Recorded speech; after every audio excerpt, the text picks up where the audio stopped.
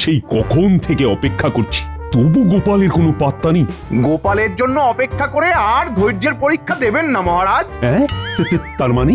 মানে আর কি, গোপাল আর কবে ঠিক সময় এসেছে মহারাজ। এটা কিন্তু মন্ত্রীমশাই ঠিক বলেছেন। কি আর বলবো মহারাজ, আপনি এখানে চিন্তা করে করে হয়রান হচ্ছেন, আর ওদিকে দেখুন টেকো কোথায় ফুর্তি করছে। বলো কি, এর উপর আবার ফুর্তি করছে? এটা তো আরো গরিত অপরাধ মহারাজ। না না না না না না, এসব আমি একদম বরদাস্ত করব না।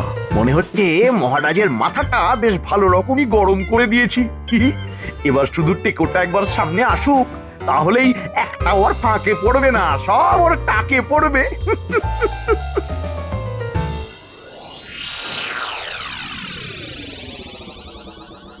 পেন নাম হই মহারাজ। এই তো বলতে না বলতেই এসে গেছে। তবে তো গোপাল বেশ দীর্ঘজীবী হবে মহারাজ। হ্যাঁ হ্যাঁ, গোপাল তো বেশ বহাল তবিয়তেই আছে, আর খেটে খেটে জিভ বের হয়ে যাচ্ছে আমার।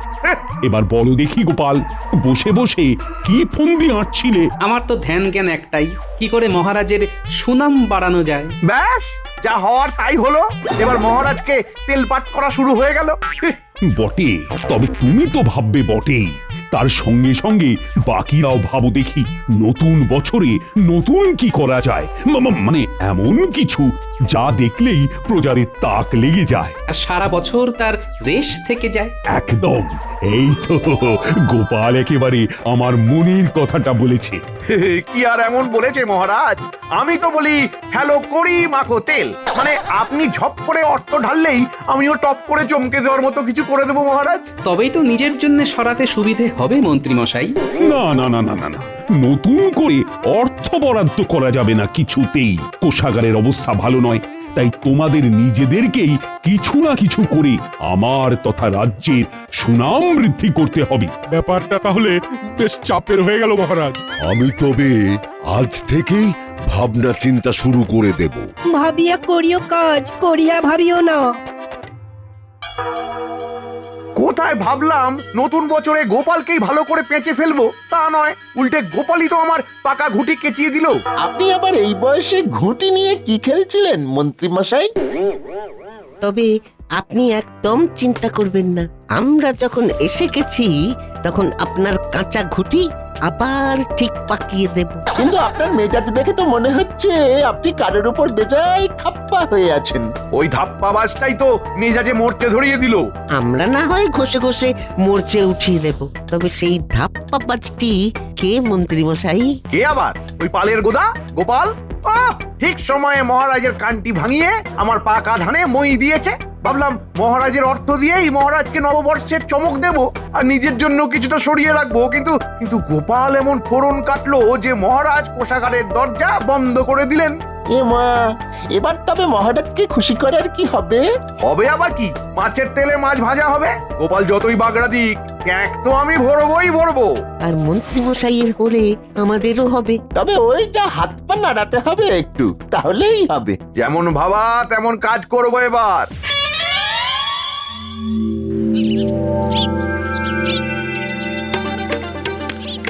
এই যে বলি, খুব তো বলেছিলে মহারাজ নাকি নতুন বছরে নতুন কিছু করার জন্য কি সব ভাবনা চিন্তার কাজ দিয়েছেন। তা এইভাবে শুয়ে বসে কি ভাবা হচ্ছে শুনি। ও, এইভাবে শুয়ে বসে যদি দিনগুলো কাটিয়ে দেওয়া যায় গিন্নি, তাহলে আর কি চাই। তাই তো, বসে বসে মুখের সামনে সবকিছু পেয়ে যাচ্ছে কিনা তাই। তাই তো বলছি, কই দাও তো গিন্নি, বলি গুড়ি মুড় কি দেবে চারটি দাও দেখি, একটু মুখ নাড়ি। বলি বসে বসে মুখ না নেড়ে একটু গতটা নাড়াও না, বসে থেকে থেকে যে এবার হাড়ে ঘুম ধরে যাবে। খেটে খেটে আমার কি অবস্থা হয়েছে সে কি তোমার চোখে পড়ে না গিন্নি? আর কি সেই চেহারা আছে আমার? ও বাবা, যা আছে সে তো শুধু ভুঁড়ি আর ভুঁড়ি। তাও তুমি বলছো কি অবস্থা? আহা গিন্নি, রাগ করছো কেন? লোকে লম্বায় বাড়ে, আমি না হয় আড়ে বাড়লাম, তাতে হয়েছেটা কি বলো তো? হবে আবার কি, কিছুই হয়নি। থাকো থাকো থাকো তুমি এখানে এইভাবে বসে। বসে নেই গিন্নি, বসে নেই, শুধু শুধু বসে নেই, আমি কিন্তু ভাবছি। কি যে ভাবছো সে কি আমি জানি না, তোমার আর দূর কতটা হবে, ওই তো রাজসভা অবধি। তাই রাজসভায় আসার যাওয়া ছাড়া এই বসে বসে ভাবা আর কি পারবে তুমি? আমি যে কি পারি আর কি পারি না সে তো আর তুমি বুঝলে না গিন্নি। বুঝতেও চাই না, চোখ কান খোলা রাখলে চারদিকে কত কি দেখা যায়, একবার গতরটা নাড়িয়ে সেসব দেখতে পারো না নাকি? বেশ তো, তবে তাই করব। কে কি করছে দেখে তারপর না হয় নিজে কিছু একটা করব।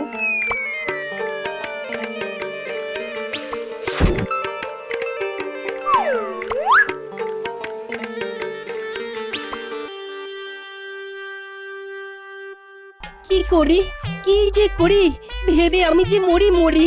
না না, এর থেকে বরং আমি যা পারি তাই করি।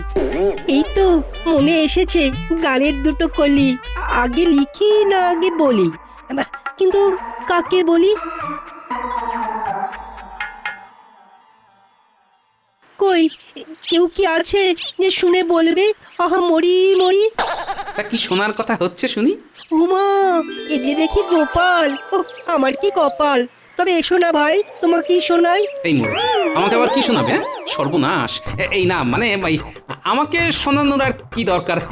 আর তাছাড়াও তোমার মতলবটা কি একটু খুলে বলো দেখি। কি আবার মহারাজের নাম গান, যে শুনবে একবার সে শুনতে চাইবে বারবার। সর্বনাশ। এই না মানে আমাকে শোনানোর আর কি দরকার? আর তাছাড়াও তোমার মতলবটা কি একটু খুলে বলো দেখি। নতুন বছরের গান শুনিয়ে সবাইকে চমকে দেব।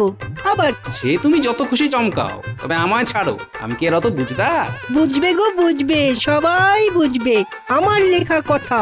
না শুনলে যে মনে আমি পাবো দারুণ ব্যথা। বেশ শোনাও তবে। উফ, কপালে যে আর কি আছে কি জানে।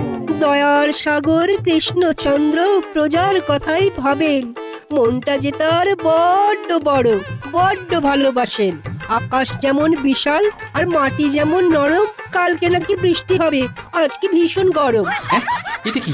ওরে বাবা, খাবো কি? গন্ধে যে মাথা হয়ে যাচ্ছি, আমি ভাই পালাচ্ছি। সে কি ভাই, এমন করলে হয়? এই দাঁড়াও দাঁড়াও, বলছি যেও না, দাঁড়াও, দুকলি শোনাই তোমায়। যা চলে গেল। হাতে আর বেশি সময় নেই। পয়লা বৈশাখ যে এলো বলে তার আগেই তো আমায় যা বানানোর বানিয়ে ফেলতে হবে।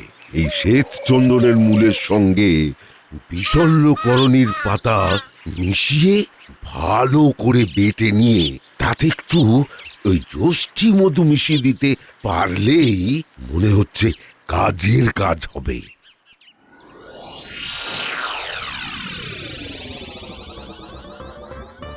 নববর্ষের প্রস্তুতি চলছে মনে হচ্ছে।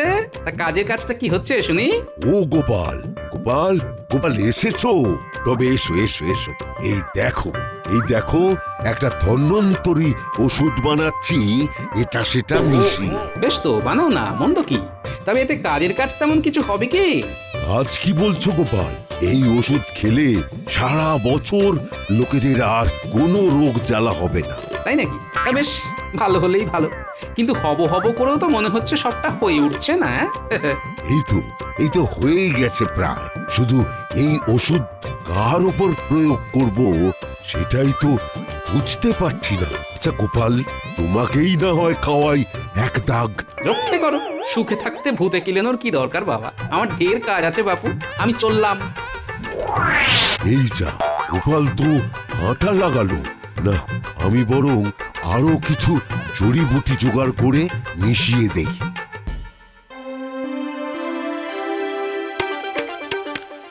যাই দেখি পণ্ডিত ভিতরে ভিতরে কি ফন্দি ফিকির করছে।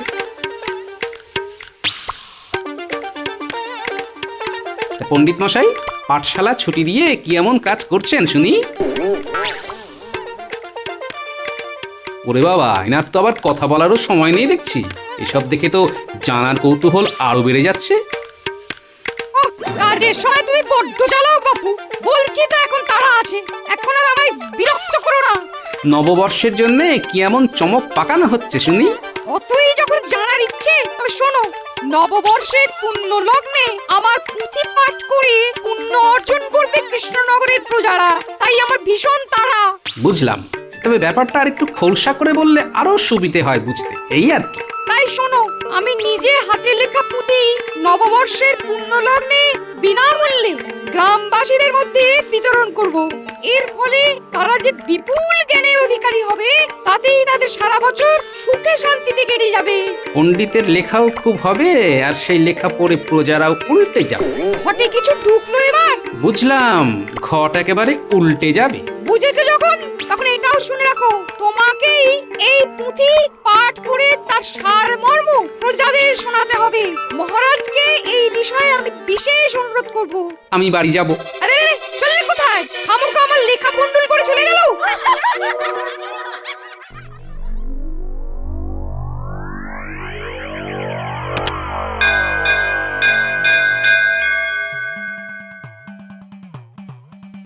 নতুন বছরের সকালেই আমার আবিষ্কার সকলকে একেবারে তাক লাগিয়ে দেবে। শুধু আর একটু কাজ বাকি আছে, তাহলেই হয়ে যাবে। হয়ে তো যাবে, কিন্তু হবেটা কি? আমি এমন এক ঘন্টা আবিষ্কার করে ফেলেছি যেটা সারা বছর ধরে নাগাড়ে বেজে যাবে, তাও আবার নিজে নিজে। বেজে যাবে না বাজে হবে? বাজে কি বলছো গোপাল? ঘন্টা বাজলেই তো প্রজারা সতর্ক হয়ে যাবে যে কখন কোন কাজ করবে। হ্যাঁ, তাতে তো কানে তালা লেগে যাবে, হিতে বিপরীত হয়ে যাবে। বললেই হবে। এই তো বাজিয়ে শোনাচ্ছি তোমায়, শুনে দেখো তো দেখি কেমন তাল পড়লো কানে।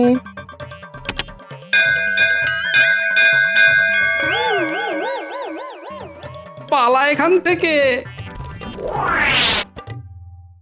সবার সবকিছু তো না হয় ঘুরে ঘুরে দেখলাম, তবে আর সেনাপতি বা বাদ থাকে কেন?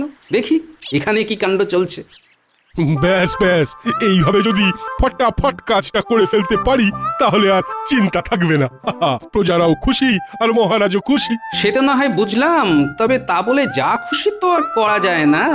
নতুন বছরে সবার নিরাপত্তা নিজের নিজের হাতে তুলে দেব। মনে হচ্ছে এখানে আবার নতুন কোনো গন্ডগোলের ব্যাপার আছে। ভালো করে সবটা জেনে নিতে হবে। জানবে তো বটেই, সবাই জানবে। আর এটাও জানবে যে কৃষ্ণনগরের মানুষ নিরস্ত্র নয়। মানে সেনাপতি স্বয়ং সবাইকে অস্ত্র সরবরাহ করবেন বলেন কি? এই অস্ত্র কি আর সেই অস্ত্র? আমি সবাইকে একটা করে তেল মাখানো লাঠি দেব, আর তারপর নিজে তাদের লাঠি খেলা শেখাবো। ওতেই কাজের কাজ হবে। হ্যাঁ, সে যে কেমন শেখানো হবে সেটা তো বেশ বুঝতে পারছি। তার আগে তুমি কেমন উল্টাও দেখো। এই যে আমি লাঠি চালানো শুরু করলাম বলে। ওরে বাবারে, পালারে, একটা লাগলেই কম্মু কাবার। সবার কাছে ঘুরে ঘুরে যা দেখলাম তাতে তো বেশ বুঝতে পারছি কি হতে চলেছে। সবাই যা করছে তাতে মহারাজের মুখ পুড়বেই পুড়বে। ওই তো গোপাল দাদু। ও দাদু, আমরা তো তোমাকেই খুঁজছিলাম। তোমাকে যে সবার খুব দরকার। যা হামলা চলছে তা এখন একমাত্র তুমি সামলাতে পারো। হ্যাঁ দাদু, হাল খুব খারাপ। বড় সড়ো বিপদ বাড়ি বাড়ি ঘুরে বেড়াচ্ছে। গ্রামে তো সবাই ভয় কাঁপছে। আরে হয়েছেটা কি সেটা তো খুলে বলবি আগে। কার বিপদ, কিসের বিপদ, সব খুলে বল দেখি। হবে আবার কি?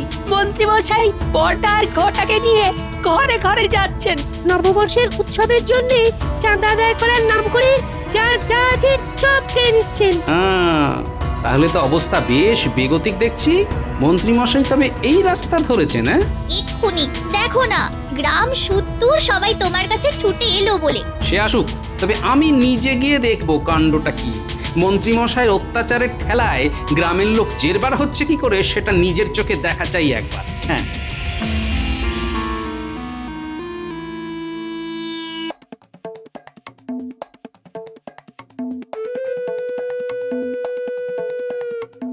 এই যে নববর্ষের উৎসব হবে আর চাঁদা দেবে না, সেটা তো হবে না। মন্ত্রী মশাই, চাষবাসের তো এই অবস্থা, এখন কোথা থেকে কি দেব আর কতটাই বা কি দেব বলুন? তাই বললে হয়? যা আছে ভালোই ভালোই দিয়ে দাও, না হলে কিভাবে কি আদায় করতে হয় আমার জানা আছে। সারা বছর খাজনার গুতোয় একেবারে বাজনা বাজিয়ে দেব। না না না, রক্ষা করুন, রক্ষা করুন। যা আছে আমি তাই দিচ্ছি।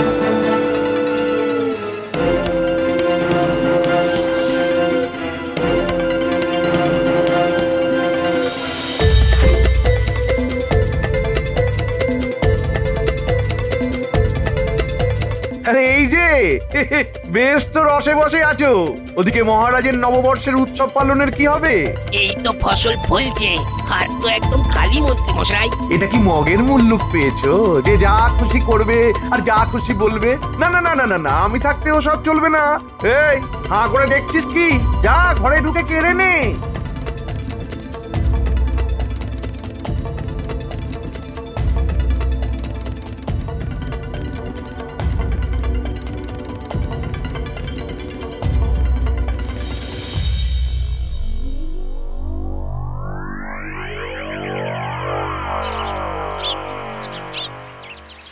আসুন আসুন মন্ত্রী মশাই, আমার কি সৌভাগ্য। সৌভাগ্য না দুর্ভাগ্য সে তো এক্ষুনি টের পাবে। শোনো, আমি তোমার সঙ্গে খোশ গল্প করতে আসিনি হে। বর্ষবরণের জন্য চাঁদাটা চটপট মিটিয়ে দাও দেখি। কিন্তু এক্ষুনি সে কি করে হবে মন্ত্রী মশাই? জানি তো, সবকিছু জমিয়ে জমিয়ে রাখা তোমার পুরনো অভ্যেস। তবে চিন্তা নেই, আমি ঠিক হিসেব বুঝে নেব। ওই রে, যা গিয়ে কাজে লেগে পড় চটপট।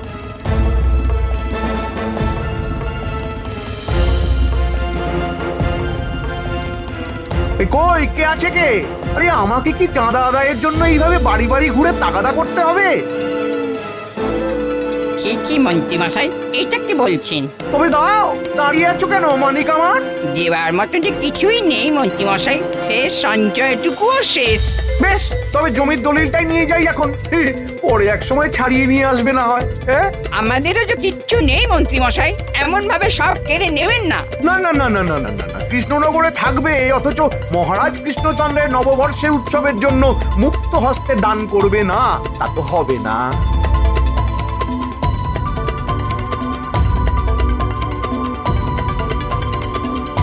তবে হালকার ওপর ভারী করে আজ বেশ ভালোই আমদানি হয়েছে। কি বলিস বটা ঘটা? হ্যাঁ, তার বলতে একেবারে উপচে পড়ছে।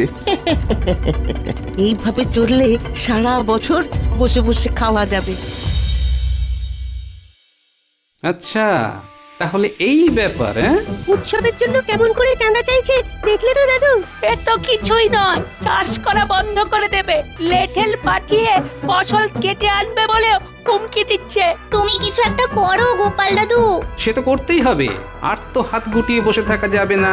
শোন, তোরা বরং এক কাজ কর, যা যা চটপট জোগাড় করে নিয়ে আয় দেখি।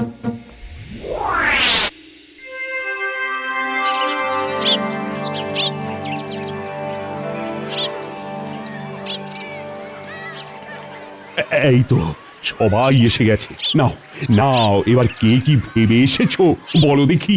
ভেবেছিলাম তো অনেক কিছুই, নিজের লেখা পুঁথি পড়িয়ে নতুন বছরে সবার জ্ঞানের ভান্ডার ভরে দেবো, কিন্তু আমার পুঁথি লেখাই তো শেষ হয়নি এখনো। বটে, তাই বুঝি? আমারও তো প্রায় সেই দশাই। বাঁশ ঝাড় শেষ করেও যথেষ্ট লাঠি জোগাড় করে উঠতে পারলাম না। সবার হাতে নতুন বছরে যে আত্মরক্ষার জন্য একটা করে তেল মাখানো বাঁশের লাঠি তুলে দেবো, সে আর হলো কই? তা লাঠিও যখন হলো না, তখন আর কি করবে? হাঁটি হাঁটি পা পা করে সরে পড়ো। ওহ, একজনও যদি কাজের কাজ করে একটা। কাজের কাজ একখানা করেছিলাম বটে, তবে চিন্তা একটাই, ওষুধ কাজ করবে কি না সেটাই বুঝতে পারছি না। কেন বুঝতে পারছো না শুনি? ওষুধ যে প্রয়োগ করব কারোর ওপরে, সেই সুযোগই তো পেলাম না। বাহ, চমৎকার! তা এবার কবি কিছু বলবে বুঝি? কি বা বলি আমি, আজ এই পূর্ণ প্রভাতে সবাই থাকুক সুখে দিনে আর রাতে। এই বেলা আমি কান চেপে ধরি হাতে।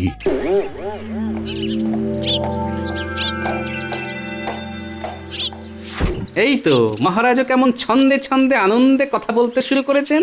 আনন্দে না, আমার দুহাত তুলে নৃত্য করতে ইচ্ছে করছে। তা মন্ত্রী, তুমি কিছু বলছো না কেন? তুমিও নির্ঘাত আমার মুখে চুনকালি মাখানোর ব্যবস্থা করছো। ব্যবস্থা তো করেছিলাম মহারাজ, না মানে মানে আপনার মুখ উজ্জ্বল করার ব্যবস্থা করেছিলাম। তা কেমন কি করেছিলেন মন্ত্রী মশাই? ভেবেছিলাম সবাইকে লাড্ডু খাইয়ে বছরটা মিষ্টি মিষ্টি করে শুরু করব, কিন্তু অত লাড্ডু শেষ পর্যন্ত জোগাড় করে উঠতে পারলাম না মহারাজ। রসিকতা করার জায়গা পাওনি? তোমরা সবাই মিলে আজ এই এত প্রজার সামনে আমাকেই লাড্ডু খাইয়ে দিয়েছো। ও, আমি ঠিক এটারই ভয় পাচ্ছিলাম। ছি ছি ছি ছি, লজ্জায় আমার মাথা হিট হয়ে যাচ্ছে। এটা কি বলছেন মহারাজ? আমি থাকতে আপনার মাথা হেঁট হবে, তাই আবার হয়? হ্যাঁ, এটা কি? এত বড় কলসি এনে গোপাল দাদা আমাদের কি দেবে? মনে হচ্ছে ভালো কিছুই হবে। সবাই তো এটা সেটা বলে দায় এড়িয়ে গেল, এবার গোপাল দাদাই ভরসা। হ্যাঁ হ্যাঁ গোপাল, তুমি ভরসা। বলো দেখি এটা কি? এটা হলো জনভাণ্ডার। মানে এখানে প্রজাদের অসময়ের জন্য ধনরাশি জমা করা থাকবে। সে আবার কি? বলছি মহারাজ, বলছি। এই ধরুন কেউ যদি চাষ করার জন্য বীজ বা সার কিনতে না পারে, তবে এখান থেকে অর্থ নিয়ে সেটা কিনতে পারবে। কারোর যদি চিকিৎসার জন্য অর্থ লাগে রাত বিরেতে, বা কারোর ধরুন ভাত জুটছে না দুবেলা দুমুঠো। হ্যাঁ বুঝলাম, কিন্তু কোনো কিন্তু নেই মহারাজ। সবাই শোনো, এটাই নববর্ষে প্রজাদের জন্য মহারাজের স্বপ্নের প্রকল্প। জয় মহারাজ কৃষ্ণচন্দ্র জয়। হ্যাঁ হ্যাঁ ঠিক আছে ঠিক আছে। এই যে গোপাল, ভান্ডার তো না হয় হলো, কিন্তু এই প্রকল্পের ধনরাশি আসবে কোথা থেকে? হ্যাঁ, এবার দেখলেন তো মহারাজ, গোপালই আপনাকে সব থেকে বেশি ফাঁসিয়েছে। লাগে টাকা দেবে মন্ত্রী মশাই। উনি প্রজাদের কাছ থেকে ভয় দেখিয়ে যে অর্থ সংগ্রহ করেছেন নববর্ষের উৎসবের নামে, সেই অর্থ এখানে জমা করলে তাই দিয়েই গরিব প্রজারা প্রয়োজন মেটাতে পারবে মহারাজ। ভালো বলেছ গোপাল, কিন্তু মন্ত্রীর যে পেটে পেটে এত, সেটা তো আগে বুঝতে পারিনি। তবে একবার যখন বুঝে গেছি, তখন আর ছাড়ছি না। এই মনে হচ্ছে আবার ফাঁদে পড়ে গেছি। মন্ত্রী, অবিলম্বে সব অর্থ ওই কলসিতে জমা করো। আর এখানেই শেষ নয়, এরপরেও সমপরিমাণ অর্থ তোমাকে তোমার নিজস্ব সঞ্চয় থেকে দিতে হবে। আমি মরে যাব মহারাজ, আমি মরে যাব মহারাজ, কিছু একটা ব্যবস্থা করুন মহারাজ, আমি মরে যাব মহারাজ, কিছু একটা ব্যবস্থা করুন। ব্যাস, আর কোনো কথা হবে না। আর এই যে জয়গান শুধু আমার নয়, সঙ্গে গোপালেরও করো। গোপাল না থাকলে এরকম পরিকল্পনা যে বাস্তবায়িতই হতো না। জয় গোপালের জয়।